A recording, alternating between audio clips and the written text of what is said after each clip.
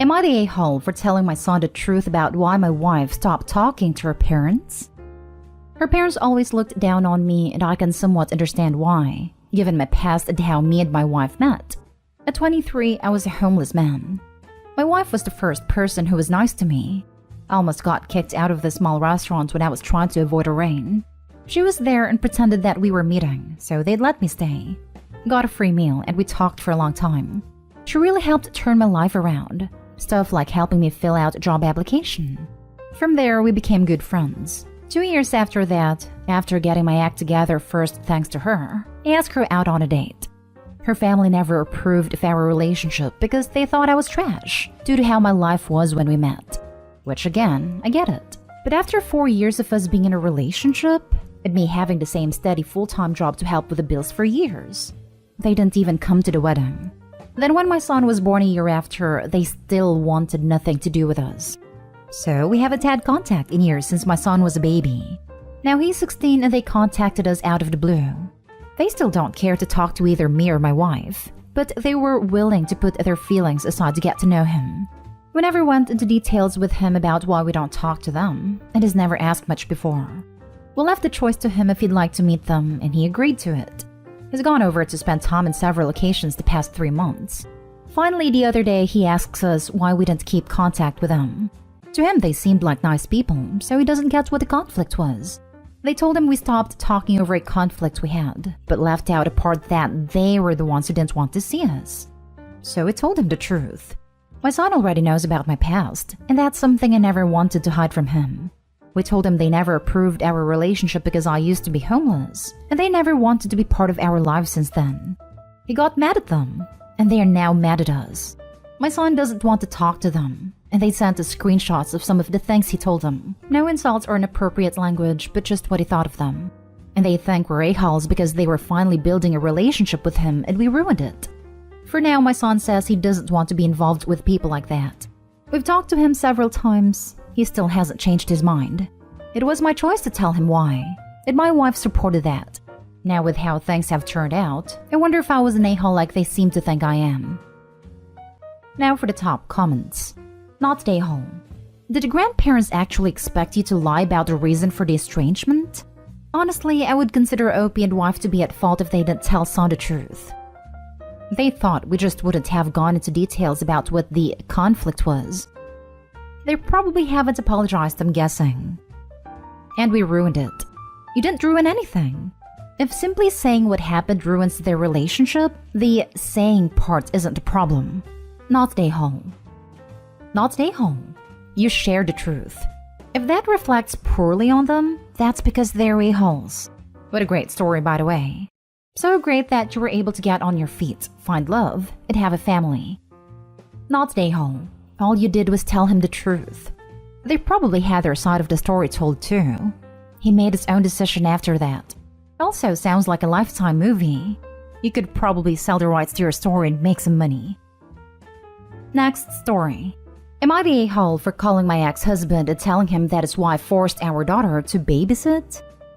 My 34 female ex-husband, 40 male, married a woman, 36 female with 4 children. 1 male, 11 female twins, and 14 male 6 years ago. We have a mutual daughter of 15, who has told me before how she tries to impose a relationship between her and her step-siblings. My daughter is a very introverted, shy girl. She's told me that her time together with the kids is usually watching movies or spending time with her dad, and that she doesn't like being left alone with them because she's too easily distracted. And they're always running and doesn't listen to her. But that her stepmom is always scolding her because that's not the type of relationship she wants them to have. Both my ex-husband and I've talked to her, and she is always insisting that as their older sister, she should be more involved with them, as in babysitting, diaper change, offering to wake up with the baby, and take care of him for an hour or 2. But my daughter doesn't feel comfortable with that kind of responsibility, and I get it. Not everyone is made to take care of babies. My daughter was invited to this party, more like a reunion, 5 to 10 people all vexed, during Sunday and was super excited about it. My ex and his wife had a wedding to attend that same day, so the plan was that they dropped the kids with her sister around 2 p.m. and my daughter with her friend after that. I thought that was what they did. Until around 5 p.m. when my daughter called me and told me that she left her with all the kids. and the baby needed his diaper changed and that she didn't know how to do it. She was crying and scared, so I drove there and took care of them. I called my ex and asked what his deal was, and he told me that my daughter said she didn't want to go to the party anymore. But my daughter told me that his wife forced her to say it's because she was done with her laziness. So she says she didn't deserve to have fun and had to work for it. He obviously got mad and drove back immediately. I left with my daughters when they arrived. He came back yesterday to apologize to my daughter. And apparently, he's thinking about divorce because she endangered all 5 kids. And now she's calling me an a-hole for babying my kid. Not an a-hole at all. Your ex's wife wants your daughter to provide free childcare while pretending she wants them to bond as siblings. That's why she is the a-hole. Exactly. Stepmom doesn't care about the daughter. She wants something for free. Maybe stepmom should get off her lazy butt and parent her kids. Not an a-hole. Not an a-hole. Your ex-husband's wife has a screw loose if she thinks her 15-year-old stepdaughter should get up in the middle of the night to take care of her infant. If she wants someone to mind her children, she can pay for a sitter or have her 14-year-old son help out. It doesn't matter what type of relationship her stepmother wants her to have with her children. That decision is your daughter's. At least you're able to communicate effectively with her father to try and resolve this problem. Right? Help wake up with a baby? Oh, hell no. I love my daughter and my godkids so much, but past them, I better be getting paid to wake up with other kids, and I'm 27. Not the a-hole. Do not under any circumstances allow your daughter to go back to that house while that woman lives there. At least your ex is on the same page as you. He can come to your place if he wants to see her. Good job getting her out of there. Not the a-hole. Parentification, which is what your ex's wife is doing to your daughter, is mistreatment of a child. Taking care of the baby overnight, changing its diaper, etc., is absolutely not a job of a 15-year-old. And a 15-year-old should definitely not be left alone with 4 kids. I'm assuming she's not insisting that her 14-year-old is also responsible for helping with babysitting / caring for his younger siblings. She absolutely endangered at least her baby, if not the rest of the kids, your daughter included, by leaving them alone without any adult supervision for at least 3 hours. Next story is titled, Am I the a-hole for saying my step and half siblings via my father have no right to be at my maternal family's Christmas? I lost my mom when I was 7. My dad is not technically married, but is in a long-term relationship and lives with this woman, Sandra, and her kids, 11 and 9, and my half-siblings, 6, 4, and 3. My dad and my mom's parents had a fight when he decided to move in with Sandra. He wanted my parents to become surrogate grandparents to Sandra's kids and treat us all the very same. They said no. They wanted time with their daughter's only child. That was special to said child, me. It ought to be babysitting someone else's kids. Then he and Sandra decided that if we all weren't treated equally, then they couldn't see me. My grandparents went to court and were granted grandparents' visitation rights. I get to spend December 26th with them every year. I get to see them 1 weekend a month. And they must be allowed time to celebrate my birthday within 2 weeks of my actual birthday per the court's orders. And I love it. This past year, Sandra's parents both died. My dad's parents were never around, so they were left without grandparents. Because of this, Sandra asked my grandparents to include the other kids in Christmas this year, since they are used to time with their grandparents. My grandparents said no. My dad asked them about a month after, and they said no again. Then about 3 weeks ago, they started piling the pressure on me to insist that the kids be included. They told me that after losing the only grandparents they ever knew, they deserve to be shown love and acceptance by people they know exist and who their big sister has as grandparents. I told them I would not ask. About a week later, Sandra told me the kids have a right to be treated like they belong. I told her that her kids have no right to attend my maternal family's Christmas, that they are not part of that side of my family, and they are not mine or their responsibility. I was called an insensitive a-hole for talking about the kids the way I did. Am I the a-hole?